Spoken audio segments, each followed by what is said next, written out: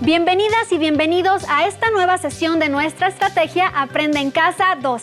Yo soy Leslie Mendívil y los invito a seguir trabajando en este espacio que busca acompañarlos y complementar lo que están llevando a cabo sus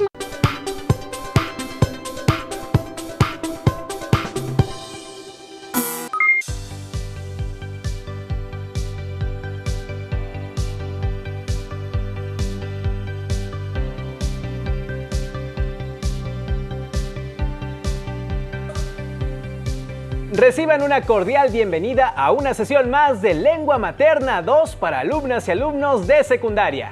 Es un gusto encontrarnos aquí de nuevo. Antes de iniciar, les recuerdo que debemos seguir cuidándonos, lavando frecuentemente nuestras manos con agua y abundante jabón, usando el cubrebocas adecuadamente de forma que cubra nariz y boca. Y aunque juntos guardar y pedir la sana distancia. La salud es primero. Es tiempo de aprender y de mantenernos saludables. También hagan algo de ejercicio. Les aseguro que los hará sentir muy bien. Qué gusto encontrarnos por aquí. Soy la profesora Corina Estefanía Flores González y esta es una sesión más de Lengua Materna 2. En esta ocasión hablaremos sobre cómo poder comparar una variedad de textos sobre un mismo tema. Nuestra sesión de hoy se titula Detectives del Conocimiento. ¿Todo listo? Muy bien, pues vamos juntos. Los materiales que vamos a utilizar en esta sesión de Detectives del Conocimiento son 1. Cuaderno 2. Bolígrafo 3. Tu libro de texto de lengua materna segundo grado. Les sugerimos en la medida de lo posible tomar notas, así como registrar sus dudas, inquietudes o dificultades que surjan durante el planteamiento del tema, ya que estas las podrán resolver al consultar su libro de texto o al reflexionar en torno a los retos que se propondrán. Si por algún problema técnico o circunstancia ajena no pueden ver completo el programa o incluso si quisieran volver a verlo, les recuerdo que este se repite. ¿Sabían ustedes que Louis Pasteur, importante científico del siglo XIX, en la inauguración del instituto que lleva su nombre, afirmó: cuando llegamos por fin a la certeza, se experimenta una de las más grandes alegrías que puede sentir el alma humana. Con ello, el científico francés se refería a la interesante tarea de la investigación como la mejor manera de acceder al conocimiento. Ustedes, a lo largo de sus vidas académicas, más de una vez se han encontrado ante el reto de realizar una investigación acerca de un tema determinado. Para ello, habrán recurrido a libros, enciclopedias, páginas de internet, videos, revistas, etc. Aunque con frecuencia se olvida un punto muy importante al momento de realizar una investigación, que es comparar. Por ejemplo, ¿en qué situaciones de tu vida has realizado comparaciones?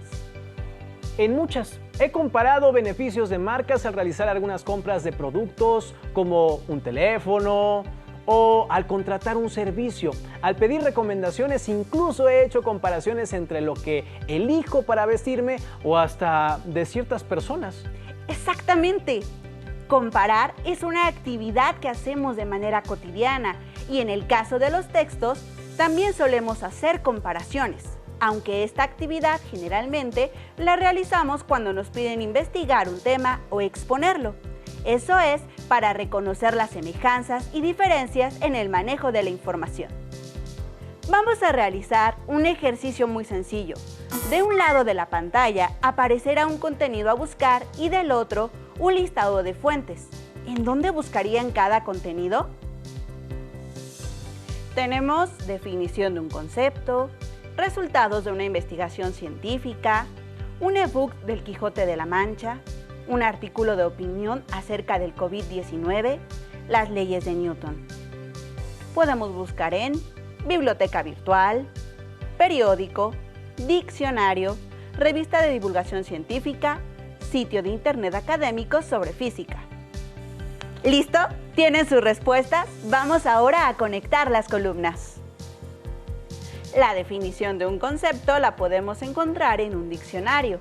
En el caso de los resultados de una investigación científica, el sitio al que tendremos que dirigirnos es a una revista de divulgación científica. un ebook del Quijote de la Mancha en una biblioteca virtual, un artículo de opinión acerca del COVID-19 en un periódico y las leyes de Newton en un sitio de internet académico sobre física. ¿Cómo les fue? ¿Lograron acertar en todas? Las definiciones de palabras se encuentran en un diccionario, el libro de Don Quijote de la Mancha, en la biblioteca. Ahora, no crean que solo se puede buscar información de un tema en un solo sitio de información. Existen diferentes lugares donde podemos hacerlo y de ese modo poder hacer más completa nuestra investigación. Por ejemplo, si estuviéramos investigando acerca de los cuerpos cósmicos, podríamos encontrar infografías, videos, artículos de divulgación acerca de este tema y en cada uno encontraríamos datos diferentes. Veamos las siguientes imágenes. Tema: la teoría de Stephen Hawking. Fuente 1. Libro de texto telesecundaria, segundo grado, física. En esta fuente nos explican el origen del universo a partir de la teoría de Stephen Hawking. De acuerdo a su teoría, ocurrió en condiciones similares al interior de un agujero negro. Fuente 2. Revista ¿Cómo ves? Este texto explica el estudio de las llamadas singularidades, puntos donde la curvatura del espacio-tiempo se hace infinita. Además nos refiere a otra fuente de información para aunar más en el tema.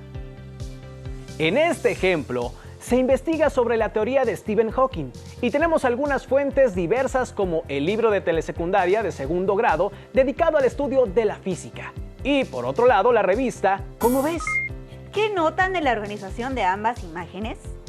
¿Saben qué es una infografía y qué un texto de divulgación? En nuestra fuente 1, que corresponde a una infografía, esta nos ofrece información acerca de cómo se clasifican los cuerpos cósmicos y da a conocer sus características principales. En cambio, en la fuente 2 utilizamos una revista y encontraremos, además de la definición de cuerpo cósmico, características tales como peso, tamaño, distancia de los diferentes tipos de cuerpos cósmicos. De ese modo, podríamos encontrar información más detallada acerca del tema que nos interese. Y en este caso, ninguna es mejor que la otra, sino que contienen distintas formas de presentar y organizar la información. Por tal, pueden ser complementarias en su investigación. En ocasiones, muchas alumnas y alumnos no tienen claro dónde buscar información. ¿Usted podría recomendarles, maestra, qué tipos de fuentes existen? Lo primero que recomendaría es que no se limiten a solo buscar una pregunta y en copiar lo primero que encuentran. Realizar una investigación es mucho más que eso. Para comenzar, podemos dividir en dos criterios las fuentes de información. 1. Fuentes impresas como libros, revistas, periódicos, folletos. 2. Fuentes electrónicas como páginas de internet y obras digitalizadas. Es importante que al elegir sus fuentes de información, ustedes se pregunten, ¿pueden confiar en todas las fuentes de información a las que tienen acceso? ¿Cómo saben si todas las fuentes que consultan son confiables? ¿Qué criterios utilizan para seleccionar fuentes de información? ¿Y cómo podemos estar seguros de todo esto, profesora? Acá vamos a encontrar algunas respuestas. ¡Corre video!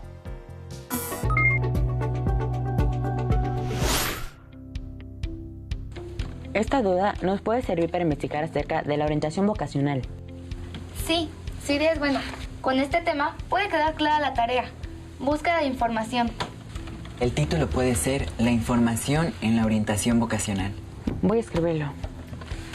Una decisión muy importante para los alumnos de tercer año de secundaria es considerar qué opciones tienen para continuar con sus estudios. Para la tarea, vamos a seleccionar las fuentes de información confiables para que nos den los datos y las referencias que buscamos.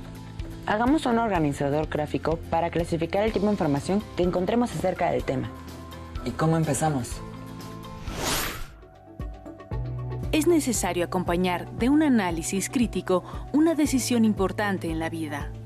3 estrategias que podemos emplear para desarrollar nuestro pensamiento crítico al momento de decidir son: la confiabilidad de la fuente, la confiabilidad de la información, el sentido común.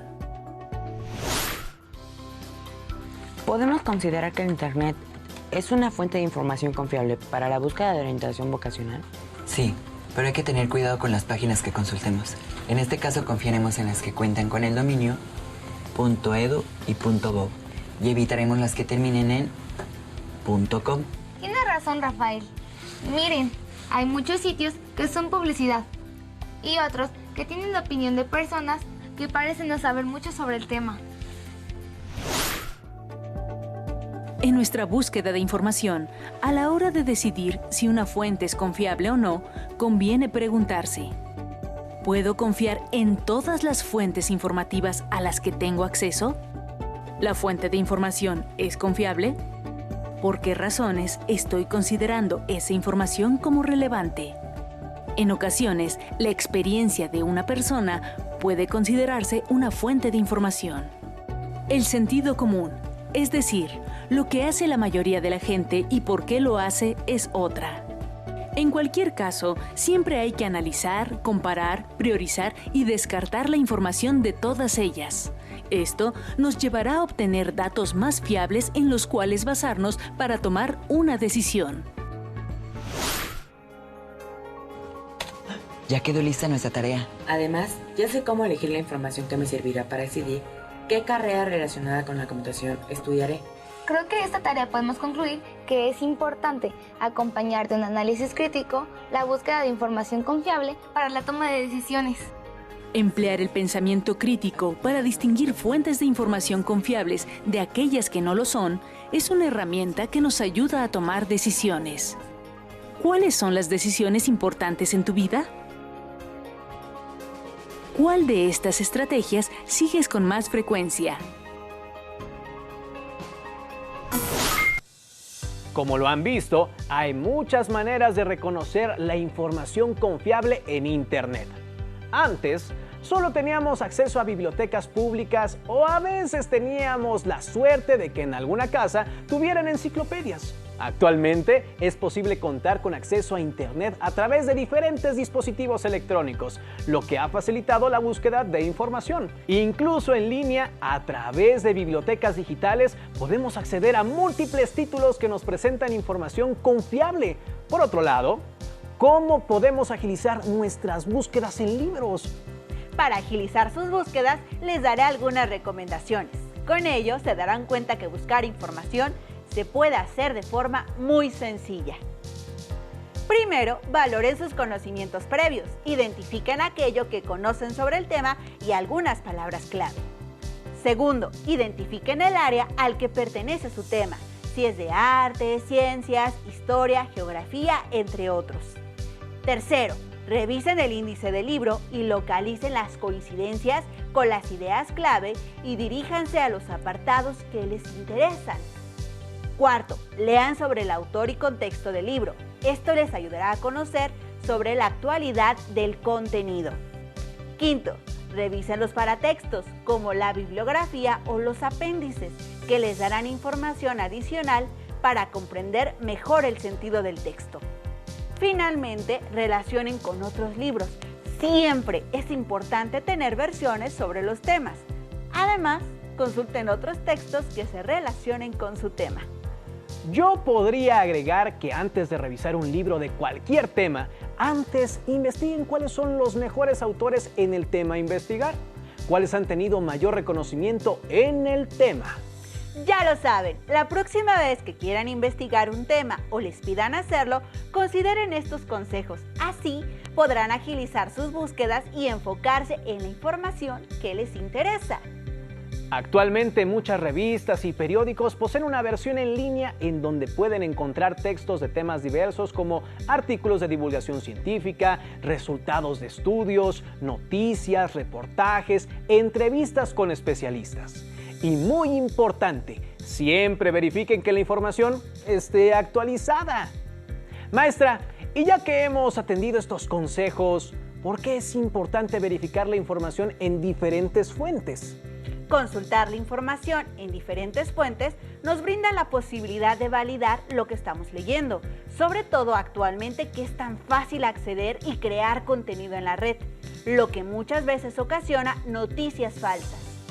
Por ejemplo, una noticia falsa puede ser compartida y repetida en redes sociales sin ser verificada. Por ejemplo, el efecto nocivo de los termómetros infrarrojos, como muchas otras.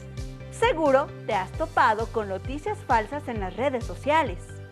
No todo lo que está en la red es confiable y veraz, aunque lo repitan miles de personas. Ahora veamos cómo identificar este tipo de información. Mayo 2020. Su periódico confiable.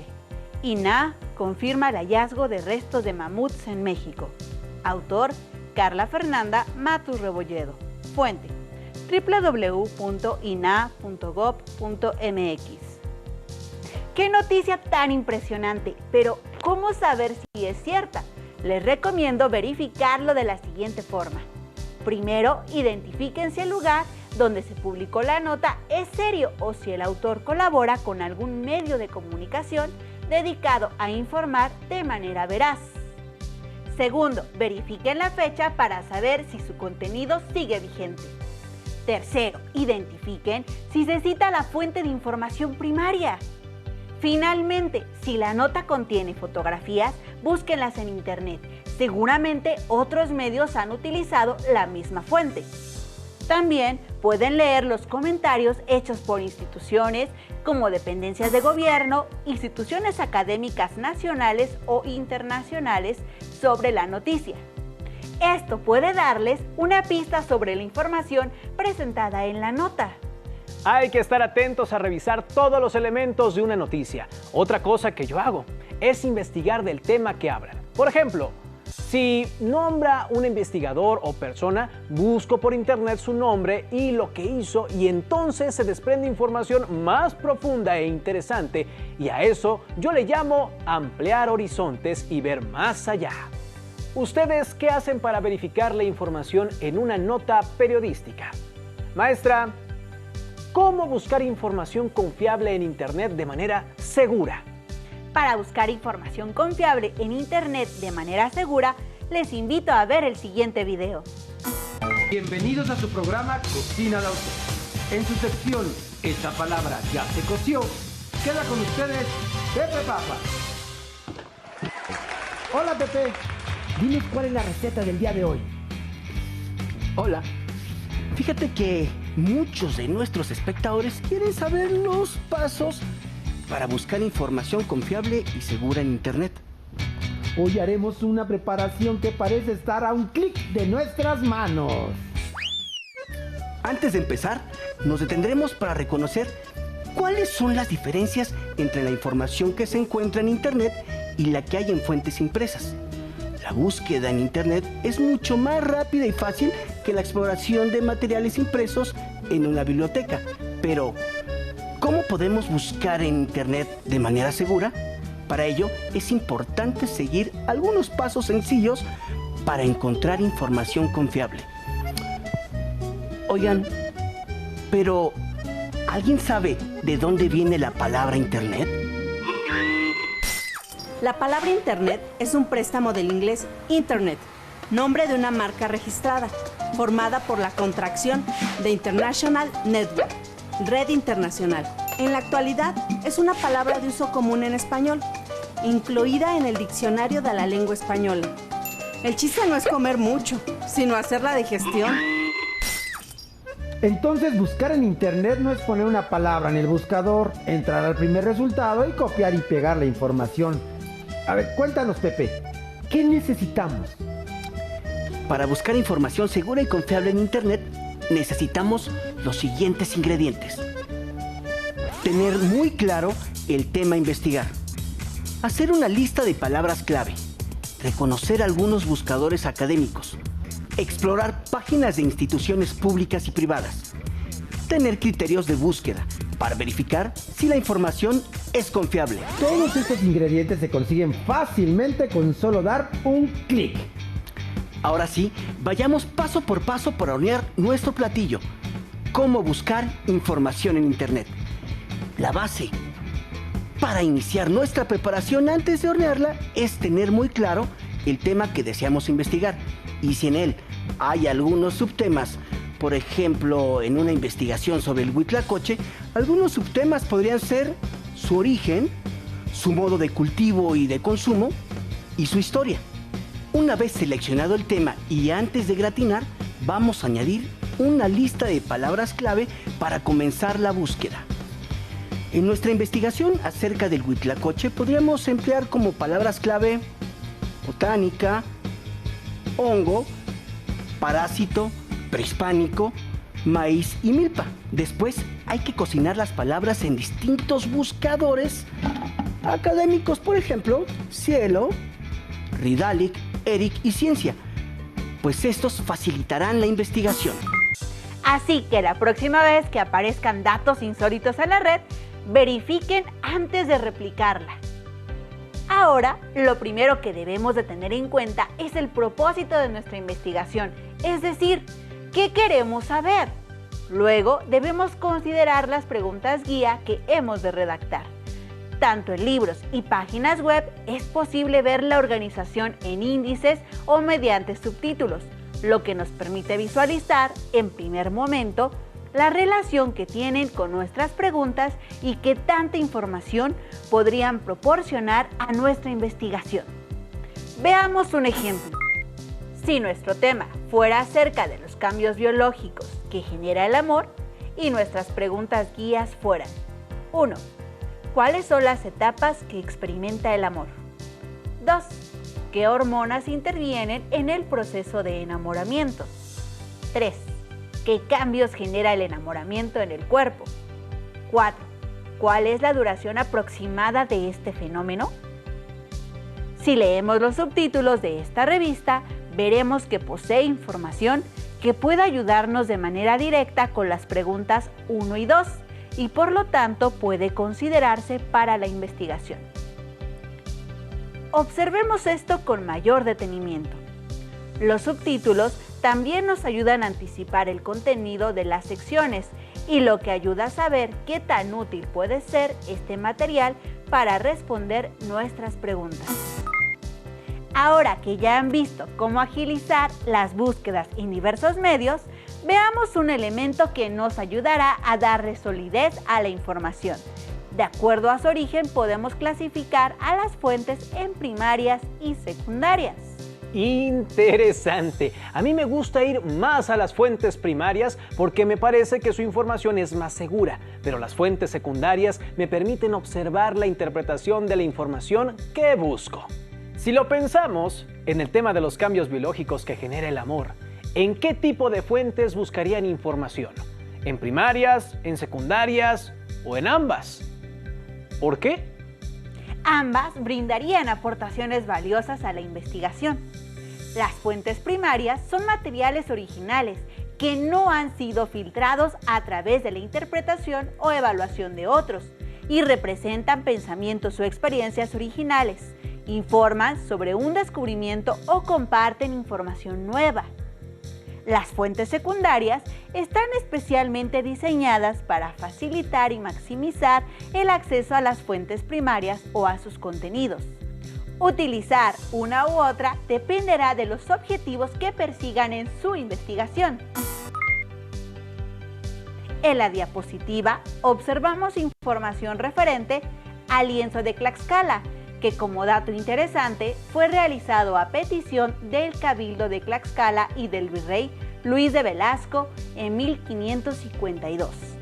Asimismo, un fragmento de la historia de la conquista de México, obra escrita por Francisco López de Gomara en 1522. De acuerdo con lo que hemos visto, ¿estas son fuentes primarias o secundarias? Me parece que son fuentes primarias, dado que son resultados de documentos originales y testimonios directos. Muy bien. Ambos textos proporcionan información de manera directa. En el texto tenemos el análisis de una revista respecto al Códice de Tlaxcala. Aquí el autor hace una interpretación desde su perspectiva y conocimiento acerca de las escenas que ahí están representadas.